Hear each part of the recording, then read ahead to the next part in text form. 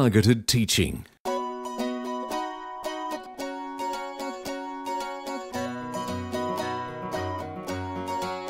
I know why people use compasses to find north. What did you use a compass for? Direction. And how did we use a compass to find the geocache? I used a GPS because that tells you how many steps, where it is. What do the letters on the compass mean? North, east, south, west. How do you remember those points?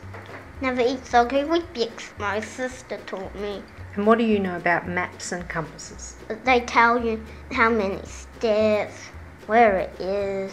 Treasure maps have an X for them, marks a spot. X always marks a spot. Because it was just fun, really fun. Who would use maps? Pirates, they love treasure. When they got drunk, they sold their treasure, but they didn't buy stuff with their treasure. When did you use a map?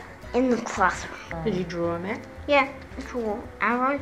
Yeah. Why were you challenged by it? Because we had to use a map and a GPS. Because it X'd on the map. Like a treasure map. Yeah. Kyan's reflections of his experiences with geocaching are typical of the rich learning projects offered at Wooranna Park.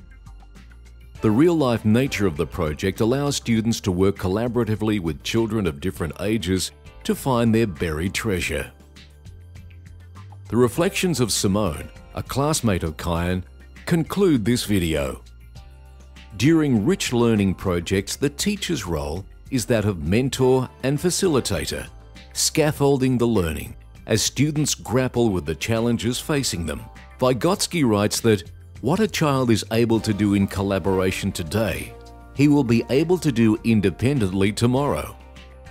But given the differentiated nature of children's learning, most children will develop misunderstandings or fail to develop concepts needed to support their future learning. At Wooranna Park, such individual differences are addressed in small group targeted teaching sessions. Targeted teaching groups are small enough for the instructional scaffolding to be shaped according to student need at the precise time of need. Teachers develop an understanding of the learning needs of each student through the ongoing tracking of students' understandings, using a variety of techniques such as questioning, anecdotal records, and discussion. It may also become evident during conferencing between students and teachers that individual children or groups of children have a need to further develop skills or conceptual understandings. The collaborative nature of our teaching teams is a key aspect in the success of targeted teaching sessions. The different perspectives of each of the members of the teaching team combine to create a broader awareness of the strengths and needs of each student. The targeted teaching sessions are then planned using this information in order to address specific learning needs. Typically, targeted teaching groups will range from the individual conferencing of one student to groups of up to 8 students, dependent on need. Teachers have the flexibility to form groups of various sizes depending on the nature of the session and what is most appropriate for the learners. Workshops with larger groups can also be used to introduce new areas of study or arouse student interest.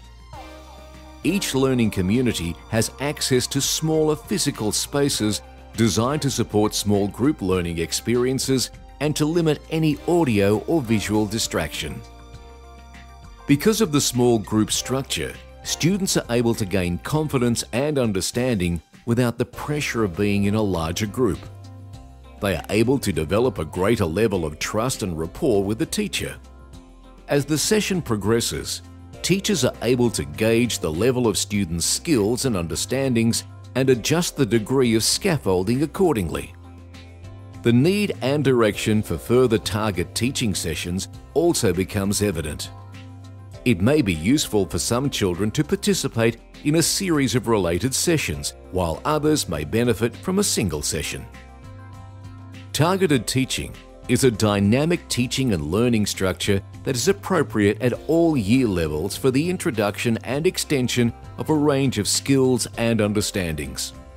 It may readily support the learning of young readers, the consolidation of mathematics concepts, the acquisition of skills in technology, or the development of a writing style in future authors. It can also be used to support the unique aspirations of highly skilled and creative students by way of mentors from outside the school. Such students can then be encouraged to share their passion and expertise with their peers. South, east and west, And how can you use those to help you find something? because it shows you where it is. If you just do it straight, it still moves different directions. How do you know which direction to follow? You follow the direction that the arrow points to, Which arrow? the red one.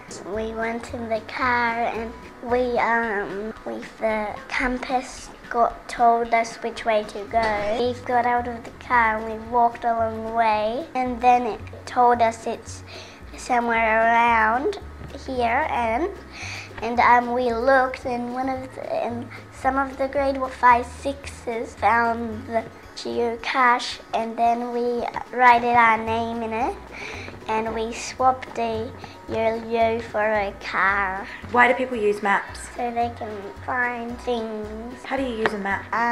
The lines tell you how much steps. The lines stop, and that you're there, but you have to look in that place. And the pictures tell you where you are, so you don't get lost. Forward, backwards, left, right, diagonal, middle, up, down. I enjoyed how we look for it and how we find it.